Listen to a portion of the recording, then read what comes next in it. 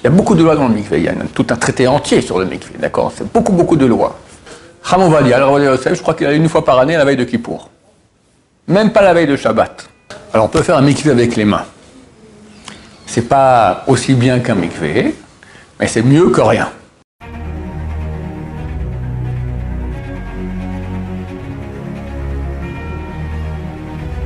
Ce jour est dédié pour la bénédiction et la protection divine du soldat Shirion Ariel Darmoun Ben Yael, Bezrat Hashem, que je le protège, qui rentre à la maison, lui, tous ses amis, tout un Israël, partout, en bonne santé et heureux chez eux. Amen. À la question de Rouven. J'aimerais savoir, c'est quoi le mikvé, est-ce que ça représente Qu'est-ce que c'est que le mikvé, qu'est-ce que ça représente, comment ça fonctionne? Bon, alors, on ne sait pas très bien comment ça fonctionne, parce que c'est une chose qui est tout à fait irrationnelle. C'est un bain d'eau, d'une eau spéciale, on explique exactement de quoi il s'agit, mais qui a des facultés extraordinaires de pureté. Une femme, c'est là une fois une menstruation dans sa vie, comme n'importe quelle femme, tant qu'elle ne fait pas un processus de pureté qui aboutit au mikvé, alors un statut qui s'appelle nida.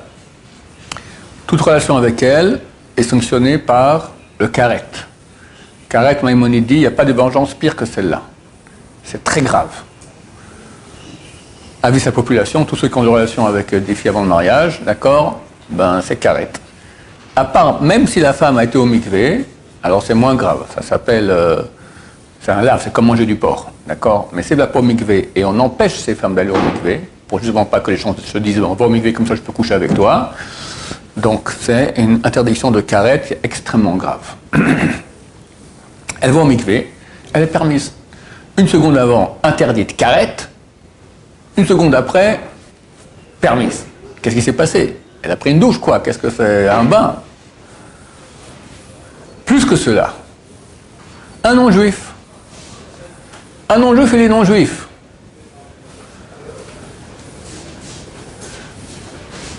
On connaît les lois qui concernent des non-juifs. C'est tout à fait différent qu'un juif. Il n'a pas le droit de faire Shabbat, pas toucher du vin.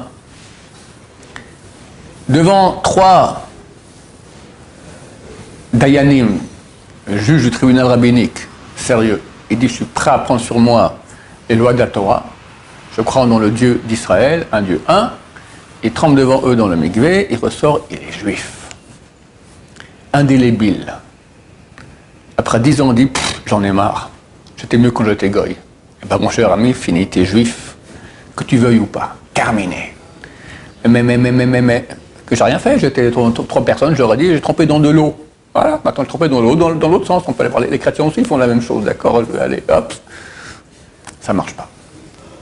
Donc on voit que ce bain-là, il a des facultés terrifiques. C'est de l'anglais terrifique, d'accord, des facultés phénoménales. Alors, de quoi il s'agit? L'eau du mikvé doit être une quantité d'eau, 40 CA. C'est la quantité de une coudée, c'est 49 cm, 3 cubes de 49 cm de côté. Bon, ça fait environ plus de 500 litres. Il y a plusieurs façons de calculer, plus de 500 litres d'eau. Et ça va être de l'eau qui n'a pas été puisée. C'est non seulement qu'on n'a pas pris comme ça, on a puisé, mais même ça ne peut pas passer par un ustensile humain. Donc si par exemple, sur mon toit maintenant, je veux faire en sorte que toute l'eau va arriver, et puis un tuyau qui descend et qui arrive dans un bain, ben ce bain ne peut pas être un mikvé, parce que c'est passé par un tuyau. Et un tuyau, ça ne va pas. Il faut que l'eau passe par les parois du bâtiment. Un bâtiment, il n'a pas un statut d'ustensile. Il y a beaucoup de lois dans le mikvé, il y a tout un traité entier sur le mikvé, d'accord? C'est beaucoup de lois, pour que le mikvé soit cachère.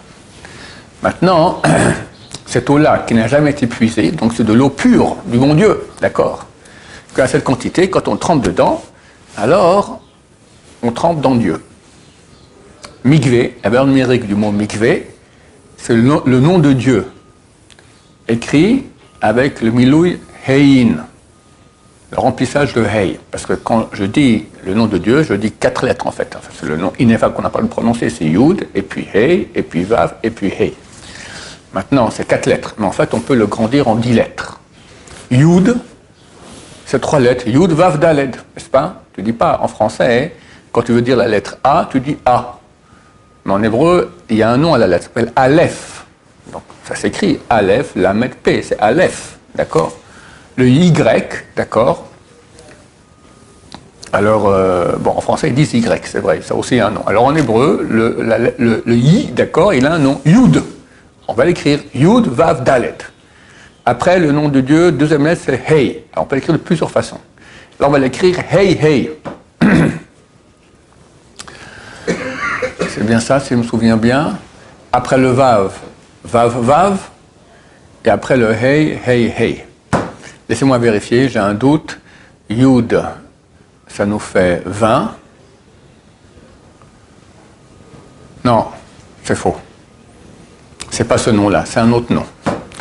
C'est le nom. Lorsque Moshe Rabbeinu demande à Dieu, quand je vais aller maintenant en Égypte, les sages Israël m'ont demandé qui t'a envoyé, qu'est-ce que je leur dis? Alors il leur a dit un nom, Eheye Asher Eheye. C'est un des noms de Dieu. On dit Eheke, d'accord, mais avec un Yud. Aleph, Hey, Yud et Hey. Maintenant, si on le remplit, Aleph, ça vaut 111. Hey, on écrit Hey, Hey, ça vaut 10. Yud, ça vaut 20. Et encore Hey, Hey, ça fait combien en tout? 150. Avec le kollel, avec on rajoute la valeur de la lettre, du mot, c'est 1, ça fait 151, valeur numérique du mot mikvé. Tu trempes dans un des noms des dieux qui est les plus hauts, d'accord? Quand tu trempes dans le mikvé, c'est bien de penser ce nom-là que je viens de dire. Donc, tu trempes dans la divinité et tu ressors une autre créature. Baba Salé, il trempait dans le mikvé 9 fois. Comme une femme qui est enceinte pendant 9 mois, pour dire je ressors, je suis une nouvelle créature, je viens de naître. Il y a beaucoup de pensées kabbalistiques à avoir, que c'est bien quand on voit au mikvé. Je ne vais pas vous les faire maintenant parce que j'ai fait une fois un cours là-dessus, je n'ai pas publié, c'est très lourd, d'accord? Mais ce n'est pas nécessaire. Le simple fait de tremper dans un mikvé, terminé, tu ressors, tu es pur. Ce qu'on peut expliquer, c'est que on dit que la présence de Dieu, la Shrina, elle est en galoute, elle est en exil, à cause de nos péchés. C'est en fait la dernière lettre du nom de Dieu. Le nom de Dieu, on l'écrit Yud, et puis Hey, puis Vav, et puis Hey. La dernière lettre Hey, qui représente la Shrina, la présence divine ici sur terre, elle est en exil, elle est avec nous. Elle souffre avec nous. Maintenant, quand une femme, par exemple, a une menstruation, elle devient Nida, comme on a dit auparavant. Nida, c'est quoi? Nad, Hey. Nad signifie par. Hey, le Hey qu'on a avec nous, la quatrième lettre du nom de Dieu, parce que nous, on a le nom de Dieu sur nous. Mais quand quelqu'un devient impur, alors la quatrième lettre, elle part. Une femme qui a la menstruation, elle devient impure, dans une certaine mesure. Comme je dis, elle ressent avec elle est très, très, très grave, d'accord? Alors c'est qu'on l'appelle Nida pour dire le Hey, Nad. Le Hey, il est parti. Maintenant, quand elle trempe dans le mikvé, c'est quoi? C'est 4 lettres. Mem, Kouf, Vav, Hey. Mem, c'est Maim, c'est l'eau. Kav, c'est une ligne. Un câble, d'accord? Une ligne. On dit cave téléphone, hein? Une ligne de téléphone. Kav. Par l'eau, tu fais une ligne vers Hey, vers le Hey du nom de Dieu, et ce Hey revient. Quand on trempe au mikvé, on se purifie. Et la femme qui est Nida, le Hey revient de nouveau, elle a les 4 lettres du nom de Dieu avec nous. C'est un principe aussi quand on fait Tchouva. Tchouva, c'est Tashuv Hey. Revient le Hey. Quand on fait des péchés, on donne des parties de notre nom de Dieu au côté négatif. Et quand on fait Tchouva, on lui reprend ces parties de Dieu qui reviennent chez nous. Maintenant, il est écrit que le mikvé, il procure beaucoup de joie. Parce que ce qui procure la tristesse, c'est les péchés qu'on a faits. Et plus quelqu'un est impur, plus il est ou il sera bientôt en tristesse. D'accord, on voit que beaucoup de gens ils s'éclatent dans leur jeunesse, puis un beau jour, ils font tous une déprime. Je crois qu'il n'y a aucun pays au monde qui prend autant de antidépresseurs que les Français, d'accord, que la France, voilà, parce qu'ils sont très très débauchés, et voilà. Le mikvé, il n'y a aucune mitzvah, comme ça c'est écrit dans la Kabbalah, qui peut amener autant de pureté à quelqu'un. Ça ne veut pas dire que c'est une mitzvah qui est obligatoire, ça ne veut pas dire que c'est une mitzvah qui est aussi grande que des mitzvot énormes comme le Shabbat ou autre, d'accord? Au niveau de la pureté, ça amène énormément de pureté sur la personne. C'est pour ça qu'il est très conseillé d'aller au mikvé tous les jours. Dans le monde des Chassidout, qui sont très influencés par la Kabbalah, par Ben Wari, chez eux, tout le monde, dès qu'ils sont petits, ils vont au mikvé tous les jours. Alors, tous les voisins qu'on a ici de Chassidout, ils vont au mikvé, ils reviennent tous les matins. Le monde Itaï, le monde Ashkenaz non chassid, ils sont très peu penchés Chassidout et Kabbalah, donc chez eux, ça n'existe pas. Il y en a très très peu qui vont au mikvé. Dans le monde Sfarad, ça dépend quelle tendance tu es. C'est tendance Kabbalah, le Rav Besson Abba Shaul Zatzal, qui était le grand de la Torah, mais qui était tendance Kabbalah, Ben Ishraï, etc., tous les jours il est au mikvé. Chacham Ovadia, le Rav Ovadia Yosef, je crois qu'il allait une fois par année à la veille de Kippour. Même pas la veille de Shabbat. Les deux étudiants Chavruta le vendredi, du matin jusqu'à la sonnerie. La douche pour se préparer pour Shabbat, le Rav Ovadia Yosef la faisait le jeudi soir. Ils arrivaient à la sonnerie. Quand il y a la sonnerie, il y a 40 minutes, il y a 20 minutes jusqu'à ce que commence Mincha. Donc, ici, en Israël, c'est 40 minutes avant la Shkia, 20 minutes avant la Shkia, avant le coucher du soleil, après Mincha. Il y avait 20 minutes. Alors, Yosef est resté étudier, le Rav Besson se lève vite, allait au mikvé, tac, et revenait, et les deux arrivaient à la prière en même temps. Alors, Yosef voulait gagner encore 20 minutes d'études. Donc, c'est deux optiques. Maintenant, si quelqu'un est impur, par exemple, il a une pollution nocturne, au pire, il a eu de la semence, d'accord, sans volontaire. Ou même dans un cadre permis avec sa femme. C'est très, très, très, très conseillé d'aller au mikvé après cela. Très, très conseillé. Beaucoup vont pas au mikvé tous les jours, mais ils vont la veille de Shabbat. Excellent. Mais il faut leur dire que d'après la Kabbalah, il faut aussi y aller samedi matin.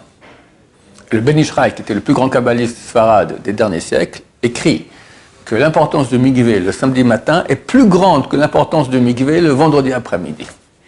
Tu verras qu'il y a plein de monde le vendredi après-midi au mikvé, presque personne le samedi matin. Mais c'est faux. Normalement, il faut faire très attention de ne pas transgresser Shabbat.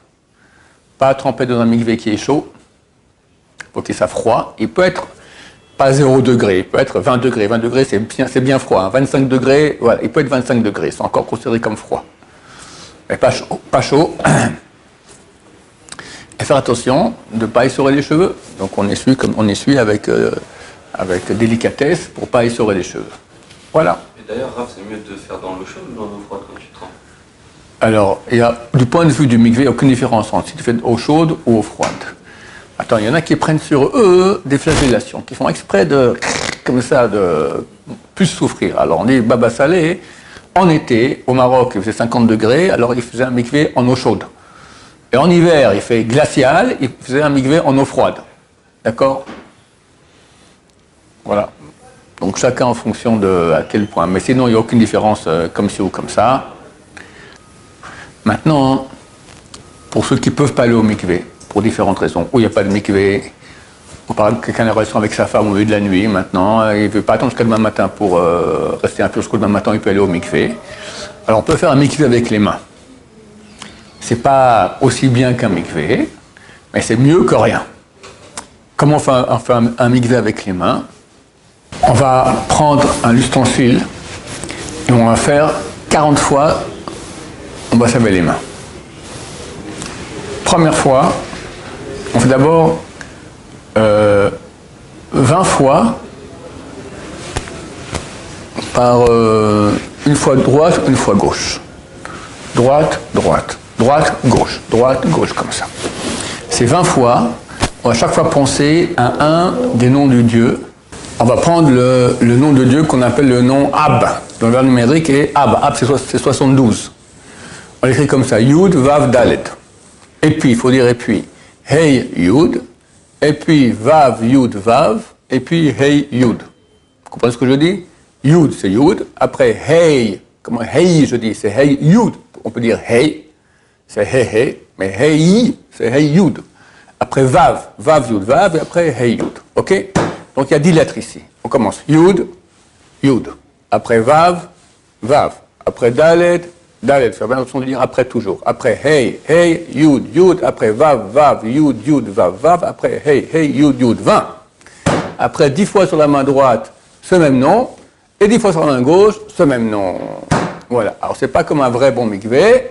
Mais c'est mieux que rien. Le volume d'eau. Peu importe. Recouvrir toute la main, mettre suffisamment d'eau pour que ça recouvre toute la main. Il n'y a pas aussi avec la douche, non? Il y a aussi avec la douche, mais il faut que ce soit qu'il y ait un volume d'eau qui descend sur toi directement. Il faut environ 11 litres, en non-stop sur tout le corps. Je ne sais pas comment on fait ça. Ce qui est écrit dans les livres, c'est comme ça. C'est qu'on peut prendre, donc quelqu'un te verse des bidons d'eau, il faut qu'il y ait maximum 3 bidons, que ça vienne sur tout ton corps, et que quand le premier bidon, il n'est pas encore terminé, le deuxième, il a déjà commencé, et en tout, il faut qu'il y ait 11 litres, au moins. Voilà. Je crois qu'on a tout dit, Bezrat Hashem. Donc, bon mikvé à tous. Ça vaut la peine de le faire, mais attention. Très, très important ce que je veux dire maintenant. Le Yetzer Hara nous pousse à faire des choses qui ne sont pas obligatoires sur le compte des choses obligatoires. Et ça, c'est une erreur. On doit faire d'abord ce qui est obligatoire. Une fois qu'on le tient bien, on rajoute en plus. Mais quand tu fais le en plus, et c'est au dépens de l'obligatoire, ça s'appelle Yetzer Hara, c'est du mal. Et le matin, c'est Banelo Mikvé. Maintenant, c'est quoi le Yetzer Hara? Tu veux gagner encore un peu de sommeil, tu veux aussi arriver à l'heure à la prière, et tu ne te laisses pas le temps suffisamment d'aller au mikvé. Tu veux aussi aller au mikvé. Alors tu vas au mikvé, mais tu vas en retard à la prière. Interdit. Interdit. Tu veux faire du mikvé, pas de problème. Avant la prière, encore mieux. C'est mieux avant qu'après. Comme ça, tu pries avec pureté. Mais le danger, c'est que tu veux gagner un peu d'heures de minutes de sommeil. C'est normal, tout le monde est fatigué. C'est marrant, hein, parce qu'on devrait être plus fatigué le soir que le matin. Le matin, on est bien plus fatigué que le soir quand on va dormir. On ne va pas se lever, d'accord? La force d'inertie terrible.